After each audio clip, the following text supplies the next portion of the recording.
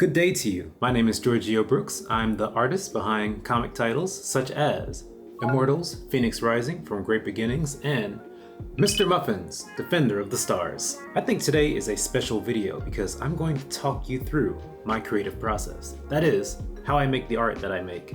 Let's talk about my most important art tool, my iPad Pro.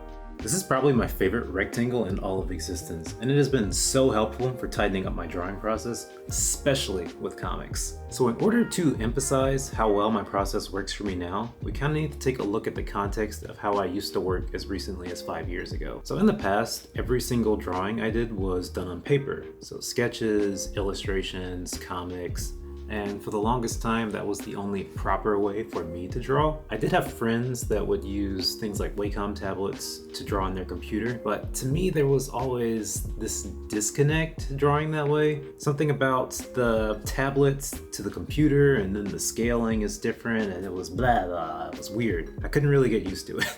Now, not to say that I was a total stranger to the digital art process. I would always do a lot of my post-processing on the computer. So things like scanning the art, cleaning up the line work, and doing the colors. I would do that in Photoshop. Now, ever since I started drawing comics for publishers, this process has more or less gone with the wind. I would say that roughly 80 to 90% of my artwork is digital, whereas before it was more like 30% tops. So why the drastic change? Long story short, drawing on paper took too long. Anyone who knows me personally knows that I am obsessed with ink drawings. I love finding the best pens, the best ink, the best paper, and this tactile sensation of the pencil or pen going across it. It's so good. Ink, however, is very unforgiving and it needs time to dry. Time. That's very important. Personally, I feel that the greatest challenge in drawing comics, especially for me, is efficiency. So with comics, you really can't afford to make every single illustration perfect. After all, you're drawing hundreds upon hundreds of them. It's just not practical. Which pulls me back around to the reason why I ended up switching to a more digital workflow, and that is digital art is very forgiving. If I make a mistake using real ink, well, there goes my Tuesday. If I make a mistake while working on the iPad, well, I just hit the go back button. Easy. Thinking back on it, it's hardly a surprise I ended up becoming a digital artist. Basically, it was inevitable. It just makes sense. Alright, so we've talked about why the iPad is the cornerstone of my art process, and soon we're going to talk about how I use it.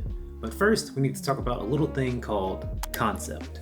For me, every drawing starts with some form of conceptualization. This is where I figure out both the what and the how. What I'll be drawing and how I'll be drawing it. This is usually where I do my rough sketches. Sometimes I'll do my roughest sketches on these little notepads here. It's really cheap paper and I find that it's really easy to jot down a little scribble very quickly. Hang on. What do you think of that? I also want to talk about posing. If I'm planning a drawing and I want a character to be in a somewhat more complicated pose, I will often use reference photos. Now, reference photos are pretty self-explanatory. Basically, once I know the general pose that I want to go for, I'll use a camera, usually my phone, to get a photo of me or someone else doing that pose. And it really comes in clutch for anatomical accuracy. Like, I can't express just how important reference photos are to my process. Sometimes maybe I can't figure out how to draw a hand correctly, or maybe it's holding something a certain way and I don't know how to do it. So I take a reference photo and boom, now I have an accurate drawing. A great example of this is on the cover of Immortals Phoenix Rising. We have Phoenix here, front and center, swooping in. And thanks to this reference photo, I managed to get the angle of her hand and the sword just right. Last thing I want to say about using reference photos is that I always sketch out the pose first. Sometimes real life is too limited for what you need a character to be doing, and sketching the pose ensures that the reference photo informs the drawing, but it doesn't dictate it. Okay, so now that we've talked about the super duper early stages of an illustration, let us dive further in. Now, I don't want to overcomplicate this section, so I'll be using the already completed cover to Mr. Muffins to show you the stages of my illustration process. Alright, popping into a look at the iPad Pro here, we have the drawing app Procreate open. There's plenty of other options for drawing on the iPad. Procreate is the one that works best for me. I like the very simple user interface. I'm really not a fan of there being too many menus around. So, as you can see here, we have the rough sketch, we've got everyone in place and figured out exactly what expressions they'll have and more or less the poses. I will say this sketch here is pretty clean. It is not uncommon for my sketches to be a lot messier, and I usually clean up a super messy sketch by doing another sketch layer on top of it, just so I can more easily see what I'm doing before I make the proper line art. Now, line art is what I usually hop into after the sketch, but for this cover illustration I actually added another step, and I guess we'll just call it the color test layer. So using the sketch as a rough base, I started slapping colors onto the page to see what I thought I'd like to work with, and that's what this here is. Let's hide the sketch lines for a second. And you can see that right now I'm not really worried about the colors being clean or pristine. I just want to play around with the palette until I think I've got something good. And obviously these aren't final, so I can still tweak them as I get to the end and figure out maybe if I want something to look more of a certain way. So let's put that layer aside for now, our color test layer. We're going to open up the sketch layer again, and we're going to lower the opacity until the lines are barely visible. Like that. Now I will make a new layer on top of it, select my drawing pen from the brush tab, and then start making the proper lines. Or I would if I didn't already finish this process. So let's just skip to the end result. Let's put this away, and then there's our lines. You may notice that our two main characters, Ruben and Mr. Muffins, are not on this line art layer. That's because at some point during this process I ended up redrawing them, so they're actually on a different layer up here.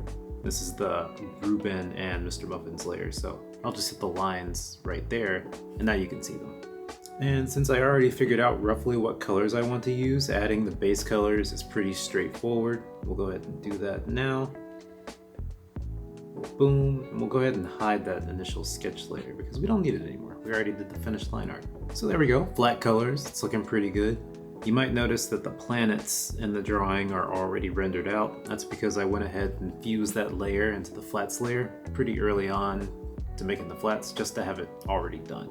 I don't always do that, it's just something that happened this time. And after the flats are done, we're gonna switch to adding the shading. I always feel like this step requires a lot of attention.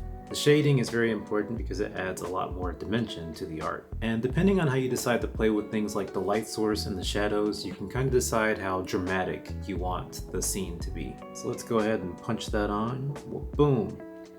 And you can see, we've already got a lot more shading there. Let's add it to Mr. Muffins and Ruben's in the front there. There's their shading. So even though I already have one layer for shading, I usually add a second layer on top to add more detail. Sometimes this layer is just for highlights. Sometimes I'll add in another bit of shading on top of the shading if I really want to emphasize maybe how dark a part is, or something like that. And I just play with it until I decide it looks good. So let's hit that. Usually I name this layer either Shade 2, sometimes I name it Shine if I think I'm only putting highlights on it. That's that one there. So you can see we actually did add a shine to Emperor Tarzok here in the background. So I'll turn it back off and turn it back on. And let's see, so up here it's called Shine, so we'll turn it on for Mr. Muffins and Ruben.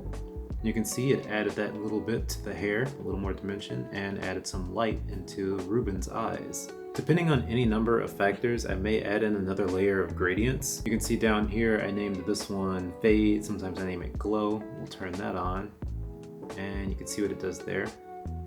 Turn it back off, turn it back on.